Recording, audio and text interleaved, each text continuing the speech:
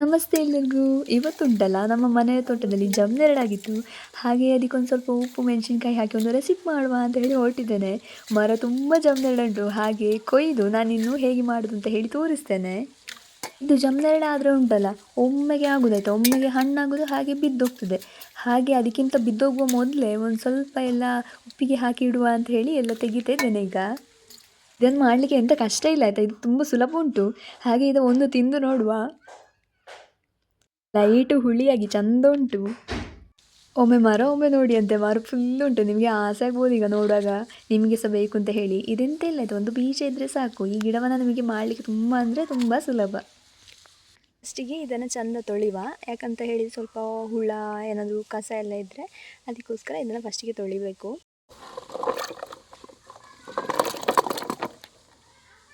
ಇದರ ಒಳಗಡೆ ಈ ಥರ ಕಸ ಎಲ್ಲ ಇರ್ತದೆ, ಇದನ್ನು ನೀಟಾಗಿ ತೆಗಿಬೇಕು.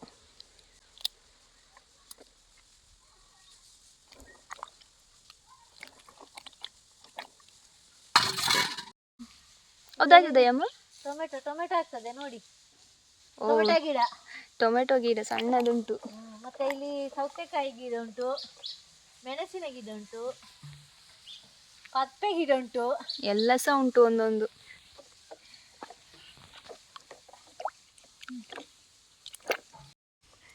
ಇಬ್ರು ಸಹ ಸೇರಿ ತೆಗಿತಾ ಇದ್ದೇವೆ. ತುಂಬ ಉಂಟು, ಆದರೆ ಸ್ವಲ್ಪ ಮಾಡ್ತಾ ಇದ್ದೇವೆ ಅಷ್ಟೇ. ನಾವು ಹೀಗೆ ಪ್ರತಿ ವರ್ಷ ಇದನ್ನು ಸ್ವಲ್ಪ ಸ್ವಲ್ಪ ತೆಗೆದು ಹೀಗೆ ಸ್ವಲ್ಪ ಉಪ್ಪಲ್ಲಿ ಹಾಕಿ ತಿನ್ನಲಿಕ್ಕೆ ಅಂತ ಮಾಡ್ತೇವೆ. ಹಾಗೆ ಅದು ಆಗುವಾಗ ಉಂಟಲ್ಲ, ಅಲ್ಲಿ ಹಿಂದೆ ಮರ ಕಾಣ್ತದ, ಅದೇ ಜಮ್ನೆರಳೆದು. ಮನೇಲಿ ಆದರೆ ಉಂಟಲ್ಲ ಹಾಗೆ ತಿನ್ನೋದಕ್ಕಿಂತ ಜಾಸ್ತಿ ಹೀಗೆ ಉಪ್ಪು ಮತ್ತು ಈ ಮೆಣಸಿನ್ಕಾಯಿ ಎಲ್ಲ ಹಾಕಿ ತಿಂದರೆ ಚೆಂದ ಆಗ್ತದೆ ಆಯಿತಾ.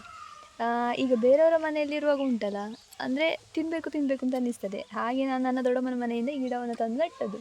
ಅವರ ಮನೆಯಲ್ಲಿರುವಾಗ ತುಂಬ ತಿಂತಿದ್ದೆವು, ಬಟ್ ಇಲ್ಲಿಗೆ ಬಂದಾದ್ಮೇಲೆ ಉಂಟಲ್ಲ ನನಗೆ ಅದರ ಮೇಲೆ ತಿನ್ನುವ ಇಂಟ್ರೆಸ್ಟೇ ಹೋಗಿದೆ. ಹಾಗೆ ನಾನು ಕ್ಲಾಸಿಗೆಲ್ಲ ಹೋಗುವಾಗ ಉಂಟಲ್ಲ, ನನ್ನ ಕ್ಲಾಸ್ನವರಿಗೆಲ್ಲ ತಗೊಂಡು ಹೋಗ್ತಾ ಇದ್ದೆ ಈ ಜಮ್ನೆರಳೆಯನ್ನು. ಮತ್ತು ಅವರು ಸಹ ಹಾಗೆ ತಾತ ಉಪ್ಪಿಗೆ ಹಾಕಿ ತಿನ್ನಲಿಕ್ಕೆ ಚೆಂದ ಆಗ್ತದೆ ಅಂತ ಹಾಗೆಲ್ಲ ಹೇಳ್ತಾ ಇದ್ದರು. ಸೊ ನಾನು ಸಹ ಮನೇಲಿ ಮಾಡಲಿಕ್ಕೆ ಟ್ರೈ ಮಾಡಿದೆ. ಆದಮೇಲೆ ಉಂಟಲ್ಲ ಇದು ತುಂಬ ಇಷ್ಟ ಆಯಿತು. ಹಾಗೆ ತಿನ್ನೋದಕ್ಕಿಂತ ಇದನ್ನು ಈ ಥರ ಮಾಡಿ ತಿಂದರೆ ತುಂಬ ಚೆಂದ ಆಗ್ತದೆ. ಇದಕ್ಕೆ ನಾವು ಜಮ್ನೆರಳೆ ಮತ್ತು ಮತ್ತೊಂದು ಉಂಟು ವೈಟ್ ಕಲರ್ದು, ಅದು ಪನ್ನೇರಳೆ ಅಂತ ಹೇಳ್ತೇವೆ ಆಯಿತಾ. ಅದಕ್ಕೆ ಅದೊಂದು ಸ್ವಲ್ಪ ಸ್ವೀಟ್ ಜಾಸ್ತಿ ಇರ್ತದೆ. ಬಟ್ ಈ ಜಮ್ನೆರಳೆ ಉಂಟಲ್ಲ, ಇದೊಂದು ಸ್ವಲ್ಪ ಹುಳಿ ಸ್ವೀಟ್ ಅಂತ ಹೇಳಲಿಕ್ಕೆ ಆಗೋದಿಲ್ಲ. ಬೇಸಿಗೆಗಾಲದ ಟೈಮಲ್ಲಿ ಒಂದು ಸ್ವಲ್ಪ ಸ್ವೀಟ್ ಇರ್ತದೆ, ಬಟ್ ಮಳೆಗಾಲದಲ್ಲಿ ನೀರಿನ ಅಂಶ ಜಾಸ್ತಿ, ಬಟ್ ಸ್ವೀಟ್ ಒಂದು ಸ್ವಲ್ಪ ಕಡಿಮೆ ಆಯಿತಾ. ಈಗ ಬೇಸಿಗೆಗಾಲದಲ್ಲಿ ಈಗ ಹೋಗಿ ಬರುವಾಗ ಯಾರಾದರೂ ಈ ಹಣ್ಣು ಸಿಕ್ಕಿದರೆ ಸ್ವಲ್ಪ ಒಂದು ಬಾಯಿಗೆ ಹಾಕಿದರೆ ಸಾಕು, ಆಗಕ್ಕೆ ಆಯಾಸ ಕಡಿಮೆ ಆಗ್ತದೆ. ಸೊ ಅದು ಹೈಡ್ರೇಟ್ ಆಗಿರಲಿಕ್ಕೆ ಇದು ತುಂಬ ಸಹಾಯ ಮಾಡ್ತದೆ ನಮಗೆ. ಮತ್ತು ಇದರೊಳಗಡೆ ಬೀಜ ಸಹ ಉಂಟಾಯ್ತಾ. ಇದು ಊರಿದ್ದು ಜಮ್ನೆರಳೆ, ಇದು ಪೇಟೆದ್ದೆಲ್ಲ.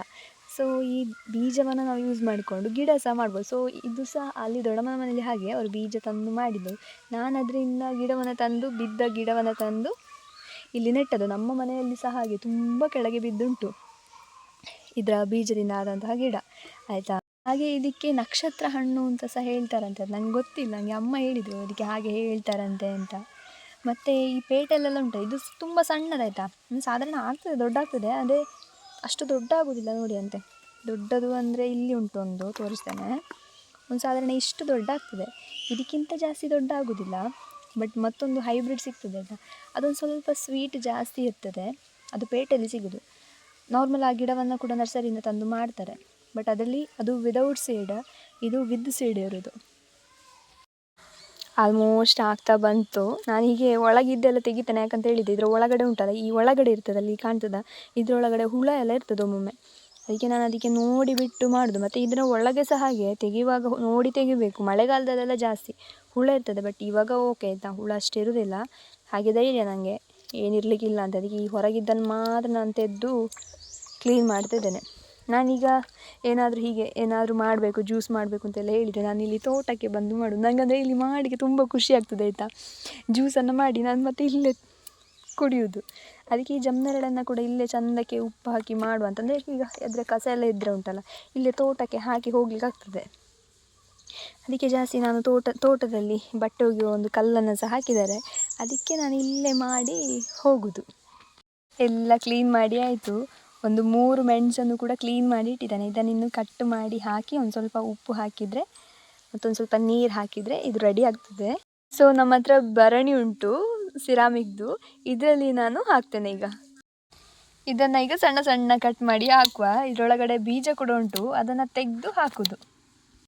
ಅಕ್ಕನ ಮಗಳು ಸಹ ಬಂದಿದ್ದಾಳೆ, ಅವಳು ಸಹ ಮಾಡ್ತೇನೆ ಅಂತ ಹೇಳಿ. ಅಮ್ಮ ಈಗ ಅದನ್ನು ಕಟ್ ಮಾಡ್ತಾ ಇದ್ದಾರೆ. ಇದಕ್ಕೆ ಉಪ್ಪೆಲ್ಲ ಹಾಕ್ತೇವಲ್ಲ, ಅದಕ್ಕೆ ಪ್ಲಾಸ್ಟಿಕಲ್ಲೆಲ್ಲ ಹಾಕಿರೋದು ರಿಯಾಕ್ಟ್ ಆಗ್ತದೆ ಅಂತ ಹೇಳಿ ನಾನು ಭರಣಿಯನ್ನು ತಗೊಂಡಿದ್ದೇನೆ. ಸೊ ಇದರಲ್ಲಿ ಅಷ್ಟೊಂದು ಉಪ್ಪಿನ ಅಂಶ ಎಲ್ಲ ರಿಯಾಕ್ಟ್ ಆಗೋದಿಲ್ಲ. ಸೊ ಫುಡ್ ಕೂಡ ಸೇಫ್ಟಿಯಾಗಿ ಇರ್ತದೆ.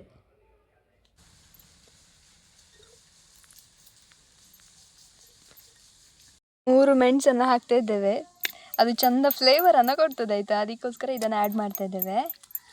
ಒಂದು ಸ್ವಲ್ಪ ಉಪ್ಪನ್ನು ಆ್ಯಡ್ ಮಾಡೋದು. ಈಗ ನೀರು, ಬಿಸಿ ನೀರು ತಗೊಂಡಿದ್ದೇನೆ. ಬಿಸಿ ನೀರು, ಆರಿಸಿದ ನೀರನ್ನು ತಗೊಂಡಿದ್ದೇನೆ. ಇದನ್ನು ಚಂದ ಮಿಕ್ಸ್ ಮಾಡಬೇಕು. ಯಾಕಂತ ಹೇಳಿದರೆ ಈ ಮೆಣಸು ಹಾಗೆ ಉಪ್ಪಿದು ಫ್ಲೇವರ್ ಇದರ ಜಮ್ನೆರಳೆ ಜೊತೆ ಬಿಡಬೇಕು, ಅದಕ್ಕೋಸ್ಕರ. ಆಮೇಲೆ ಇದನ್ನು ಈ ಥರ ಮಾಡಿ 1 ವೀಕ್ ಕ್ಲೋಸ್ ಮಾಡಿಟ್ರೆ ಆಯಿತು. ಸೊ ಉಪ್ಪಿಗೆ ಹಾಕಿದ ಜಮ್ನೆರಳೆ ರೆಡಿ.